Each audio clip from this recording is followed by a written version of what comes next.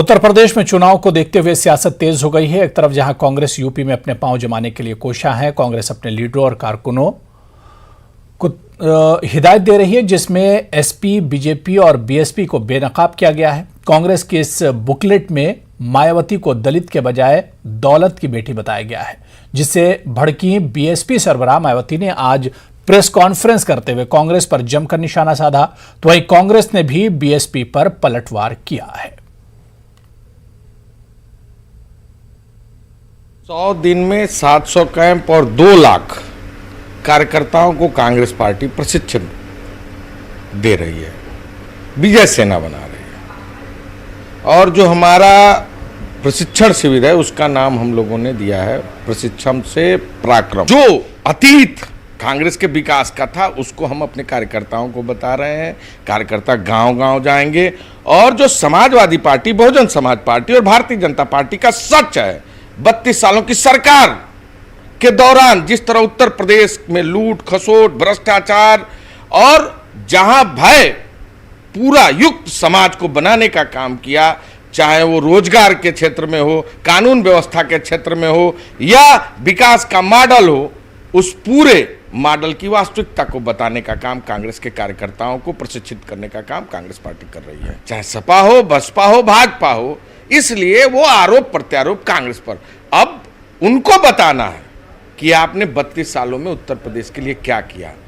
कांग्रेस ने जो किया उसको पूरा देश जानता है, उत्तर प्रदेश जानता है, और उत्तर प्रदेश की जनता के विश्वास के साथ इन तीनों दलों ने विश्वासघात किया है। अब की बारी समाजवादी पार्टी लीडर आजम खान और उनके बेटे अब्दुल्ला आजम की मुश्किलें कम होने का नाम नहीं ले रही हैं। अब रामपुर की एमएलए कोर्ट में 2 पैन कार्ड के मामले में वीडियो कॉन्फ्रेंसिंग के जरिए आजम खान और अब्दुल्ला आजम दोनों पर चार्ज फ्रेम किए गए। अब इस मामले की अगली समाअत 31 अगस्त को होगी।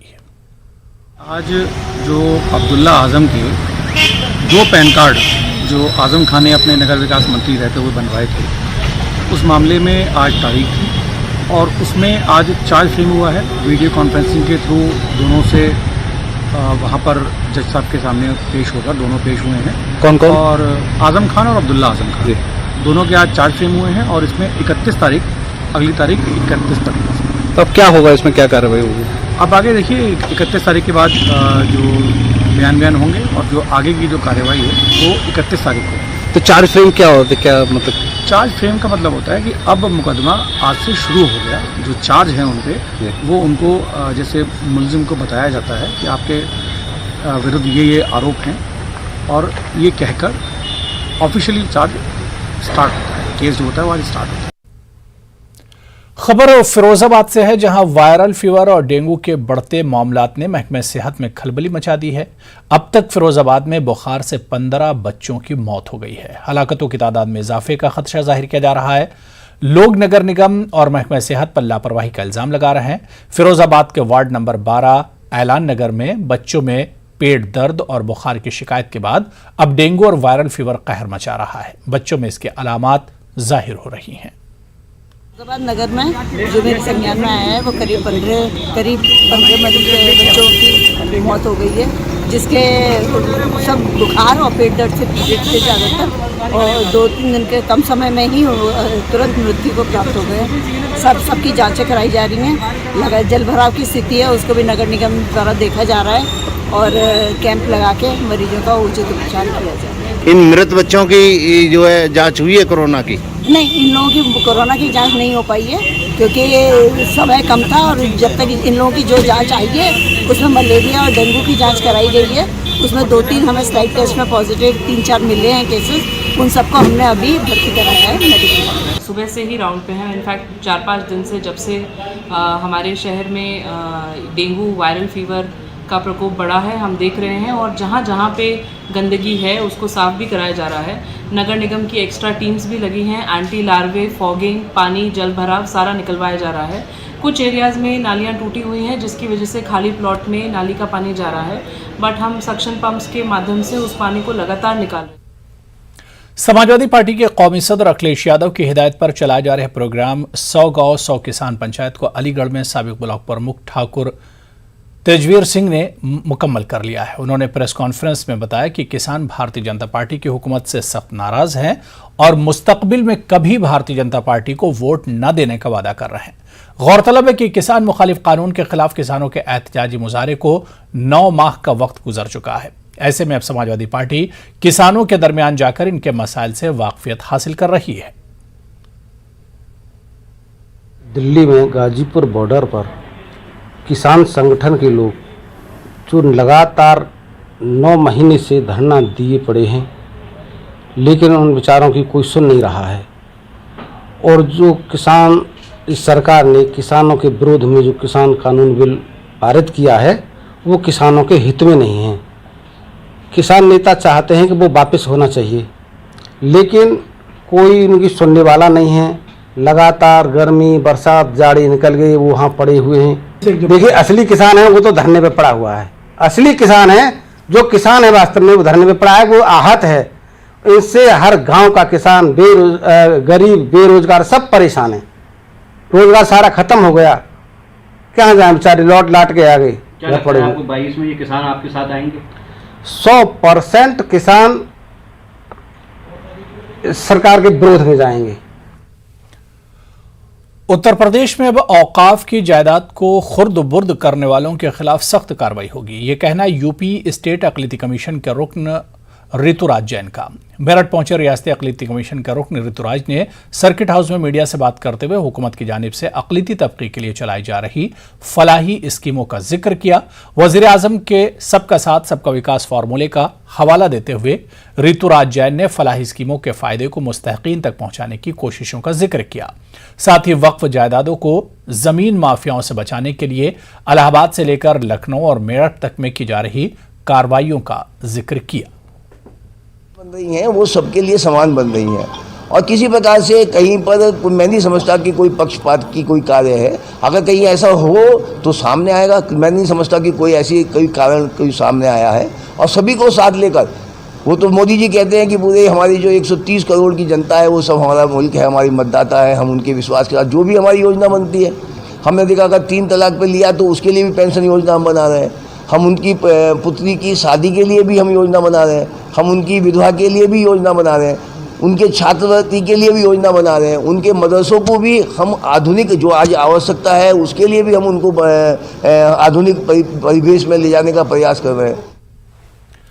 उत्तर प्रदेश जल निगम के इंजीनियर अमित शेरावत और टाटा ग्रुप के मैनेजर के ओहदे पर काम कर रहे इनके दोस्त राम अनुज तिवारी ने मिलकर एक ऐसी मशीन इजाद की है जो ₹1 फी यूनिट से कम की लागत पर बिजली पैदा करती है। यह प्लांट गाजियाबाद के सनती इलाके में कायम है। अमित शेरावत और राम अनुज ने तकरीबन 3 साल कबल इस मशीन को तैयार करना शुरू किया था, जिसका प्रोटोटाइप अगस्त में जाकर तैयार हो पाया है। इंजीनियरों ने मशीन का पेटेंट कराने के लिए दरख्वास्त दे दी है। इस मशीन को ग्रेविटी बॉयंची पावर प्लांट का नाम दिया गया है, जिसमें बिजली की पैदावार के लिए किसी भी ईंधन का इस्तेमाल नहीं किया जाता है। आउटपुट दे रहा है, एडिशनल कुछ नहीं है, सिंपल प्रोटोटाइप है, कंसेप्ट मॉडल है हमारा। कमर्शलाइज मॉडल जो होगा वो डिफरेंट होगा, क्योंकि इसकी जो रिकमेंडेड हाइट है वो 100 फीट है, अभी ये 25 फीट का है। और जो इसकी चौड़ाई होगी अभी 1.5 मीटर है, तो वो भी हमारी कम से कम 6 मीटर उसकी चौड़ाई होगी। तब इसका आउटपुट आपको निकल के दिखेगा। जैसे हमारे कूलिंग टावर होते हैं वो 170 मीटर 180 मीटर के होते हैं, हम इसकी 60 मीटर हाइट ही कह रहे हैं। 60 मीटर हाइट में जितना हमारे 600 मेगावाट 500 मेगावाट के पावर प्लांट होते हैं, उसके 50% एरिया कंज्यूम करेगा और उतना ही आउटपुट ये देगा। आम आदमी की पहुंच से दूर नहीं है ये, क्योंकि हम डायरेक्ट बिजली हर आदमी को अगर दे देंगे तो गवर्नमेंट बैठ जाएगी, वो कहेगी हर आदमी को आप बिजली दो, डिस्कॉम कहाँ देगा अपनी बिजली, किसको सेल करेगा।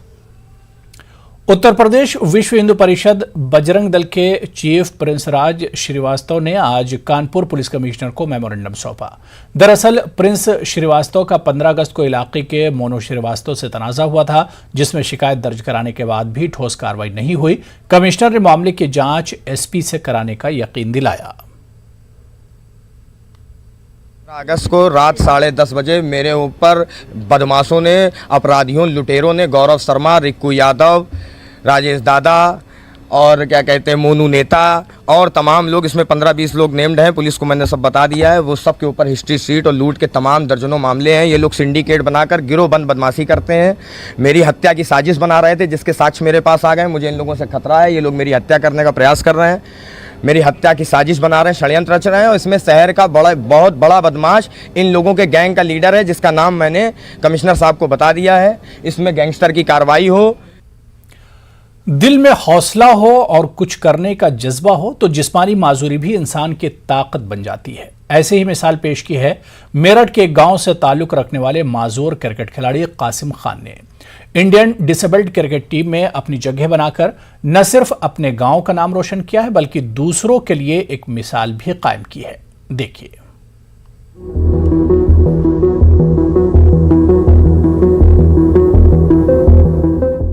मेरठ की सरधना तहसील के गांव पिठोलकर से ताल्लुक रखने वाले कासिम खान ने जिस्मानी माजूरी का शिकार होने के बावजूद क्रिकेट के लिए अपने शौक और जुनून को इस मुकाम तक पहुंचा दिया, जहां से अब मुल्क की नेशनल डिसेबल्ड क्रिकेट टीम में मुंतखब होकर अपने ख्वाब को पूरा करने का कासिम को मौका मिला है। हैदराबाद में board of disabled cricket association के ट्रायल में अपनी सलाहियतों का बेहतरीन मुजाहरा करने के बाद कासिम को बांग्लादेश दौरे के लिए टीम का हिस्सा बनने का मौका हासिल हुआ है। 12 सितंबर से शुरू हो रही सीरीज के तीनों फॉर्मेट के लिए कासिम का इंतखाब टीम के लिए किया गया है और इंडियन टीम का हिस्सा बनाए जाने के ऐलान के बाद से जाहिर सी बात है कि कासिम बेहद खुश हैं। 2011 में ये जब मुझे पता लगा कि डिसेबल क्रिकेट भी होता है तो मैंने तब से ही ठान लिया था कि मैं ज़रूर इंडिया टीम में इंशाल्लाह सिलेक्शन लेके आऊँगा अपना। और आज मुझे जब सिलेक्शन हुआ है मुझे बहुत खुशी हो रही है। मुझे अब 14 तारीख को बांग्लादेश और इंडिया की सीरीज में खेलने जाना है, जिसमें मेरा T20 3 20 है और 3 वनडे में सिलेक्शन हुआ है।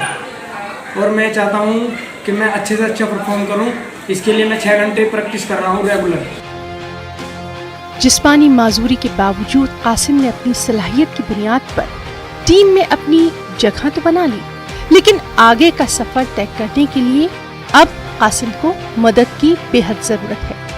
प्राइवेट क्रिकेट एकेडमी कासिम की मदद के लिए आगे जरूर आई है, लेकिन हुकूमत से भी मदद का मुतालबा किया जा रहा है। ये लोग परफॉर्मेंस दे रहे हैं, मेहनत कर रहे हैं, क्योंकि टैलेंट है इन लोगों में, भरा पड़ा है क्रिकेट का टैलेंट मेरठ के अंदर। कि मेरठ में अगर आप एक रणजी की अलग टीम बनाएं तो भी बन जाएगी। और विकलांगों में तो ज़्यादातर जागरूकता क्रिकेट में आई है। इन लोगों ने मेहनत करके अपनी टीम बनाई है और अपनी मेहनत पे बांग्लादेश में के खिलाफ या हिंदुस्तान से खेलेंगे। बहुत अच्छी बात है मेरठ के लिए और पश्चिमी उत्तर प्रदेश के लिए बहुत अच्छी बात है। और सरदने जैसे गाँव के लड़का खेल रहा है तो मैं यही कामना करूँगा कि वो आके हिंदुस्तान का नाम रोशन करे। कासिम जैसे माजूर खिलाड़ी ऐसे तमाम अफराद के लिए एक मिसाल हैं, जो अपनी जिस्मानी कमजोरी को अपनी कमजोरी समझकर मायूसी का शिकार हो जाते हैं। और ऐसे अफराद की न सिर्फ खूब हौसला अफजाई की जरूरत है, बल्कि इनकी मदद करने की भी बेहद जरूरत है। न्यूज़ 18 उर्दू के लिए मेरठ से तंजीर अंसार की रिपोर्ट। चलिए यहाँ पर